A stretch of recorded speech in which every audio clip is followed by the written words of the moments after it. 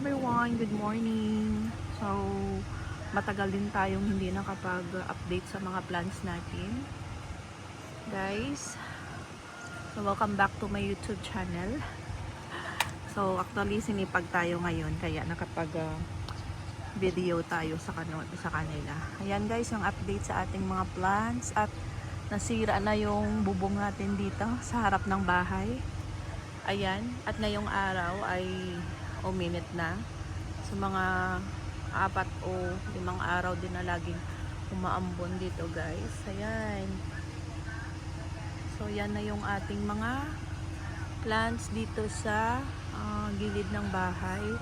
So ito guys, natamaan siya nung nasira yung ating bubong sa kanila.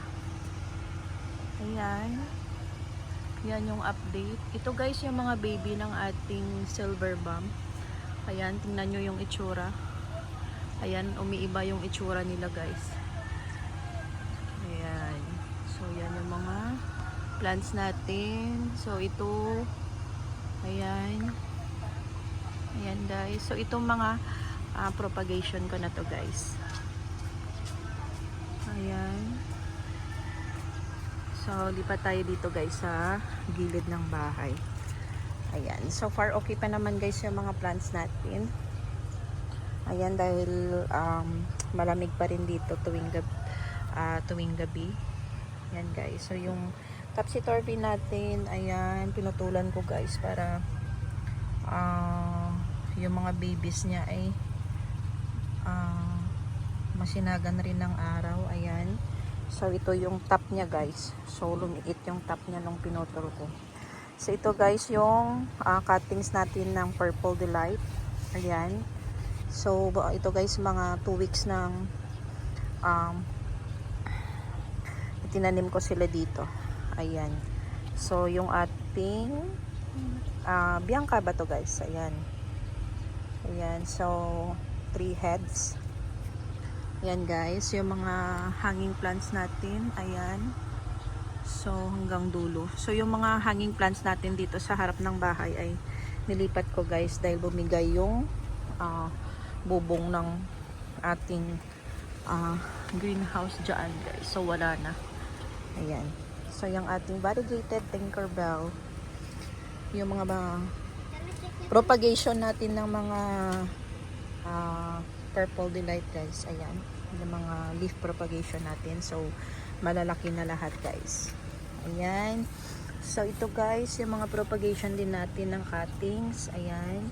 So buhay na yan lahat guys, may mga new roots na yan. Yan, dyan sila sa baba. So ito guys, ayan. Ayan. Ito tingnan nyo guys, oh, nakalaylay na, ayan. So, nagtitrail na guys yung iba nating mga plants. At ayan, ang daming baby sa kanyang puno. Ayan. So, ito pa guys. Ayan. Yung ating sumi dyan na kinat ko dahil nagka-stem rot. Ayan guys, yung mga plants natin. Ito, so pinutol ko to guys kaya nagka-stem rot. So, nagbigay siya ng 2 babies. Ayan. So, yung mga hanging plants natin na napakataba. Ayan, guys. Ayan. So, yung ating Purple Delight na napakalash. So, bala ko sanang putulin to guys. Kaso, nangihinayang ako dahil napakalash niya. Ayan. So, yung ating mga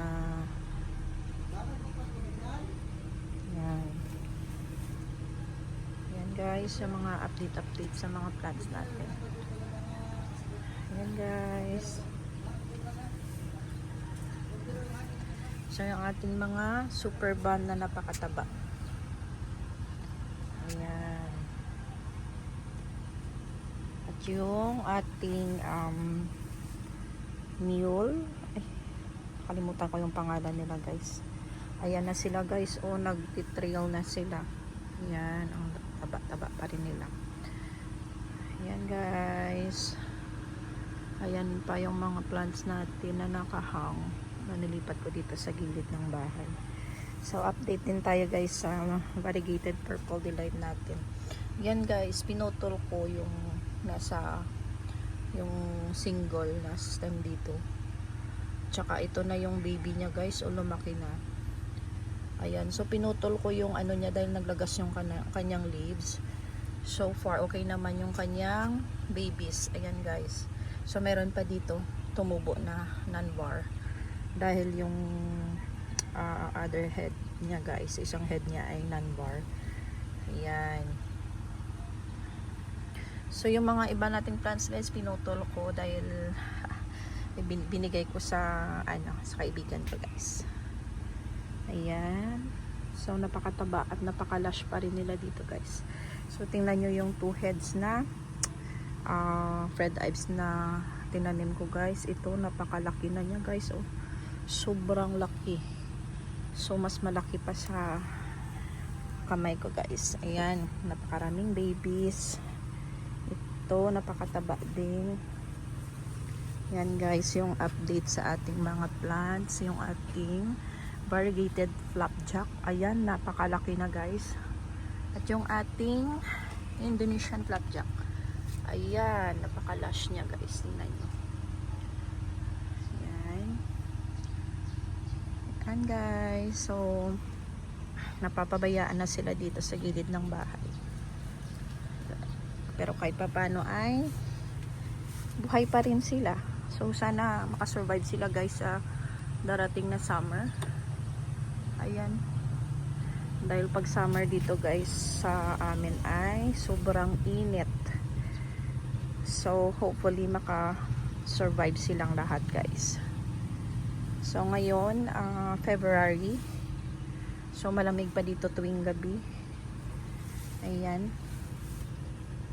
Kaya gustong-gusto ng mga succulent plants na yung malamig na weather. Ayan, so sana guys makasurvive sila sa summer heat. Ayan. So neglected yung mga babies natin dito. Pero nakaka-survive pa rin sila guys. Ayan, napakarami pa rin. Ayan guys, so wala na silang bubong dito. Ayan. So yung iba nating plants nandoon sa harap ng bahay. Ayan. Ipapakita ko sa inyo guys yung baby ng ating 6 years old na cactus. Ito guys. So, pangatlong baby na yan guys. So, pag hindi na ako na busy, yan, kukunin natin yan guys. So, ito yung mga plants natin sa harap ng bahay.